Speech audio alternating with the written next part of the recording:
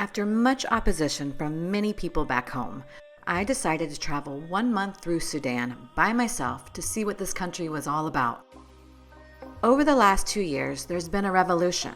The old president has been imprisoned and a new government has taken over. There's been a fight for rights and freedom from the young generation. Sudan is little by little changing, and there definitely seems to be brighter days ahead. But there are still some things that haven't changed, and I started my trip with a slight bit of trouble. Sudan is a conservative Muslim country, and one of the restrictions has been a no alcohol rule. But I heard recently that things have changed and foreigners are now allowed to drink. So I bought a duty-free bottle of wine in the Ethiopian airport and brought it into Sudan. Not smart. As soon as I arrived, I went through security and a guard instantly said, "Whose whiskey is this?" Of course, I admitted it was mine, and he smiled and escorted me into the men's restroom, where he then proceeded to smash the bottle of wine and drain all of its contents on the bathroom floor. And then fortunately, he let me go. I am a strong believer that everything happens for a reason. And because of this incident, a concerned man who saw the whole thing go down came over, struck up a conversation with me, and we instantly became friends. This man, who I now call my angel, ended up helping me tremendously throughout my journey. Everything happens for a reason. I was supposed to buy that bottle of wine. Thank goodness that was my only brush with the law. So now please join me as I give you a glimpse into my journey through Sudan. The coffee scene in Sudan is a huge part of the culture. That's called dawa. Dawa? Dawa, it means in Arabic also medicine. But dawa here means some spices like ginger, like cinnamon, clove. Sometimes they mix them all together. Literally on every corner, you will find a woman with her makeshift stand making fresh coffee over some hot coal. When you order your coffee, you can either ask for jabana jinzabil or jabana dawa. Coffee with ginger or coffee with medicinal spices. You can't go wrong either way. They are both delicious.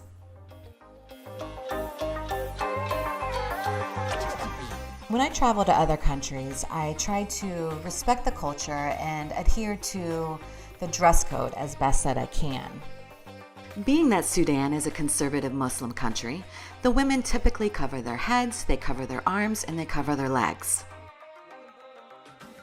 As a foreigner, you're definitely not expected to cover your head, but I did cover my arms and I covered my legs either with long dresses or long skirts. I decided, though, that I wanted to buy a tobe, which is the traditional dress that majority of the women in Sudan wear. I went to one of the biggest textile markets for women's fashion and went tobe shopping. There are so many fabrics to choose from, and I was lucky enough to have a kind woman come to my rescue and help me pick out my fabric and then gave me a lesson. Wrapping a tobe is hard work.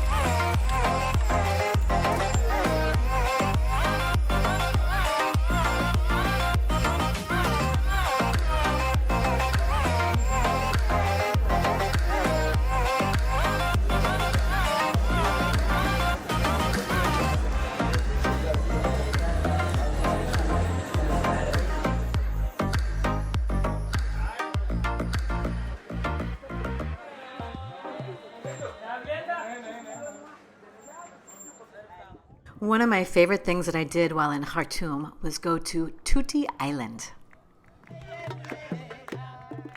It's a beach that is on the Nile River. How cool is that?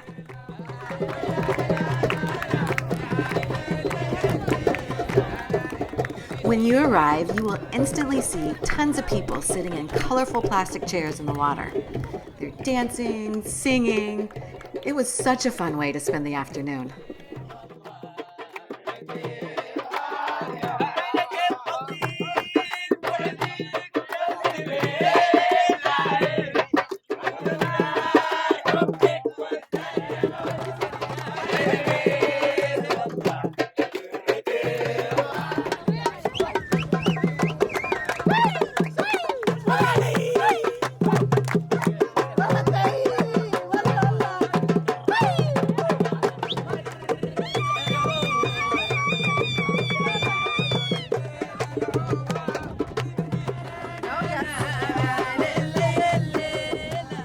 Later on that afternoon, I got invited by this very nice group of men to join them for cards and barbecue on the beach.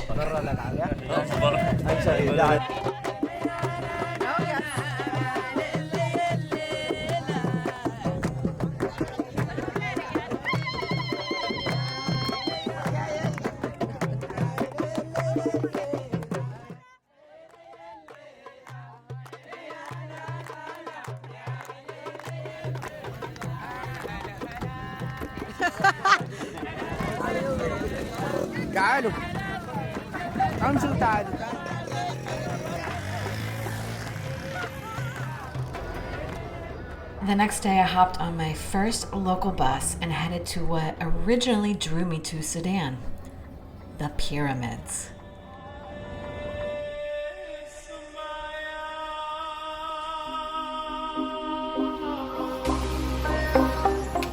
During the journey, we pulled over for lunch, and I had my first taste at what is known as the national dish of Sudan, fool, which is mashed and cooked fava beans.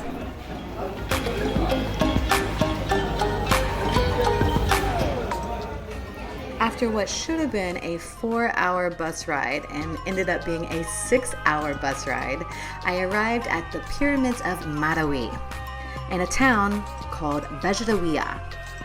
A little tip, tell the bus driver you are going to Bejdawiyya. That's what he knows.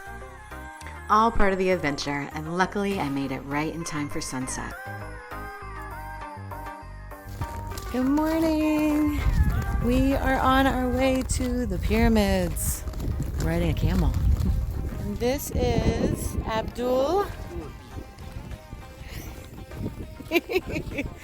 And my camel, Daytola. I don't know.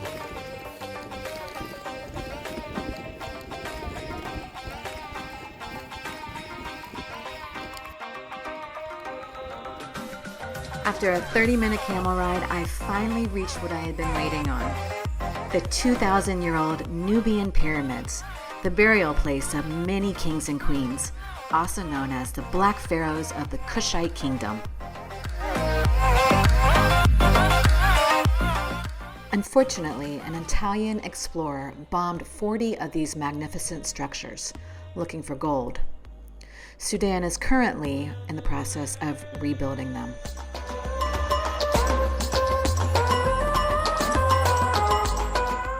And besides a couple of camel men and their camels, I had the place all to myself. Remember that angel I told you about that I met at the very beginning of my trip? Well, he invited me to a traditional Sudanese wedding. So I came back to Khartoum, got some henna, and headed to the wedding.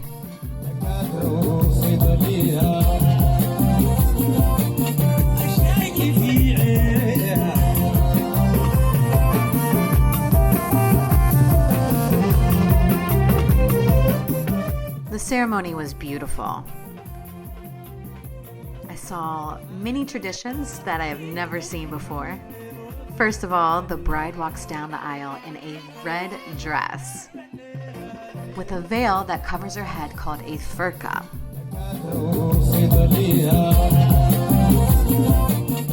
And then there is the Jurtik ritual, which consists of many Sudanese traditions. Both the bride and the groom get henna before the wedding. Then there is the passing and the drinking of milk.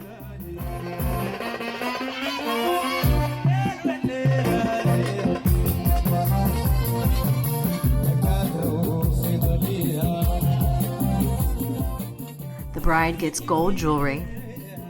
And then there is the passing of the candy back and forth and eventually tossed into the crowd.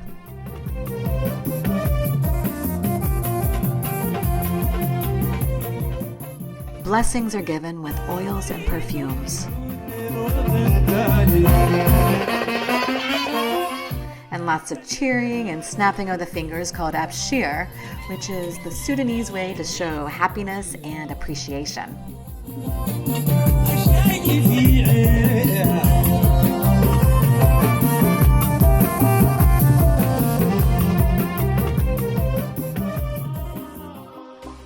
I'm getting on the bus again and going to Karima. First, I'm having some of my favorite Sudanese dessert. It's called zalabia, which is basically fried bread with sugar.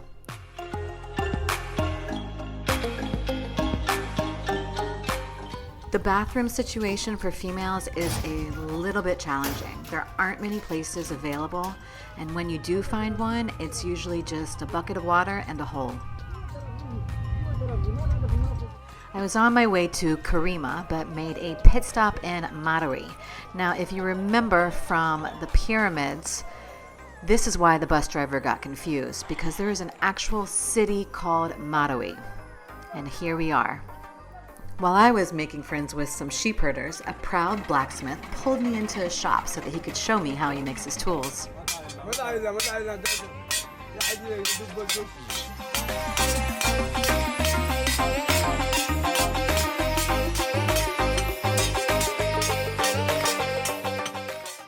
Now onto the pyramids near Karima with Abdullah and Mohammed.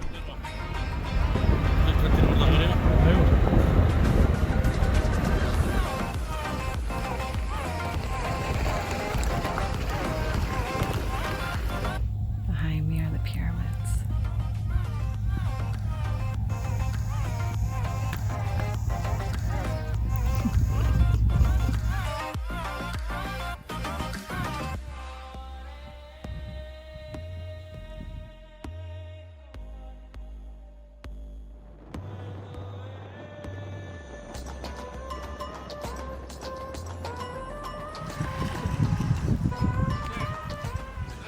On our way to Mohammed's house, we stopped for some communal drinking water. And then we ran into some guys that were making a traditional mud brick house.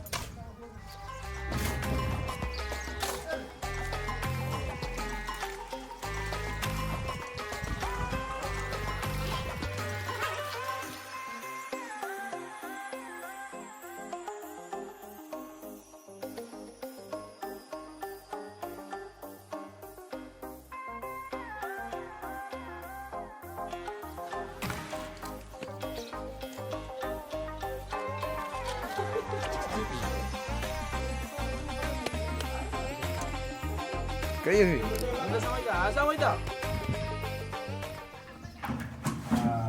The inside of the roof is made of sticks of palm trees, but the above side is made of iron to stop the rain.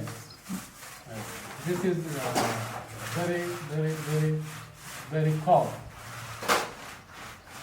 in the summer heat. Afterwards, Mohammed invited me back to his house to meet his family and have some lunch. And I got to see how the traditional bread is made, called kisra.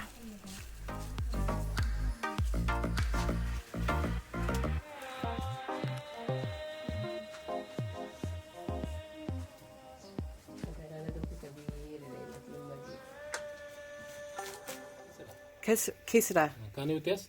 Yeah. طعمية ما بتعرفها طعمية محمد Fami, طعمية full فول potato, and bread. فطير Fatis? فطاير. Fataya. Like what you eat. Like, yeah. And what is this made out of? This is made of beans. Beans. Oh. So this one's from Sudan. This is from Western Sudan. Western Sudan. Yes. People got it from Western Sudan and made it into smoke, sweet smoke. When you smell this smoke, you will be so relaxed. So relaxed? Okay.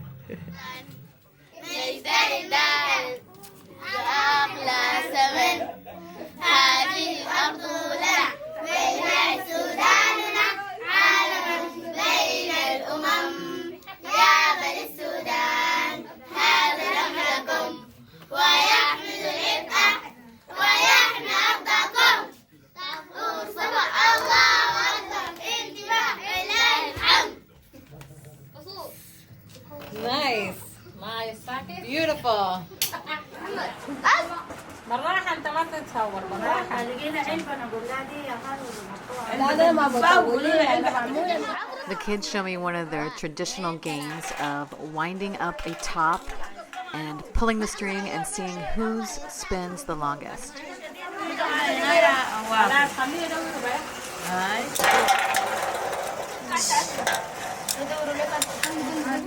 And then it was time to say my goodbyes, which actually is the hardest thing to do. They were such a lovely family. I hope to see them again one day. Oh.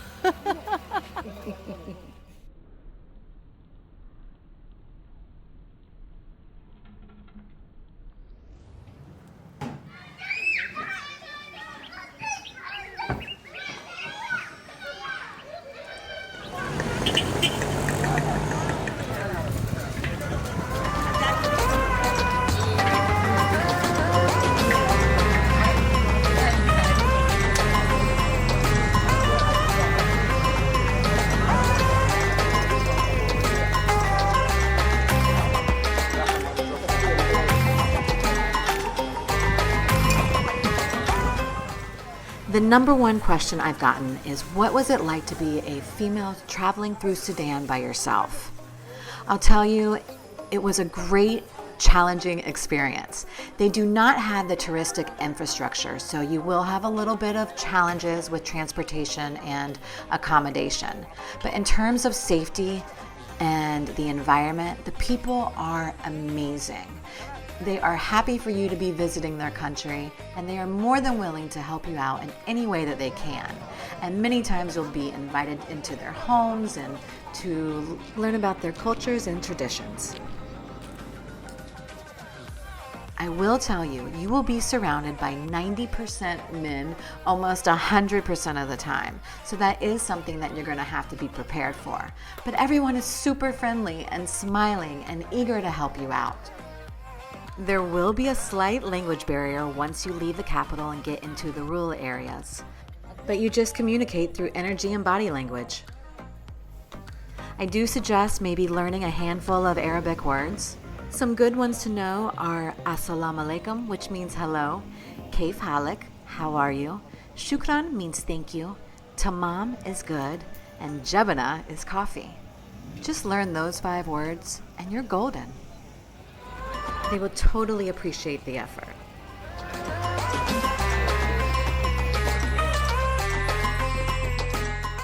Now on my way to the second half of my trip and heading to Port Sudan.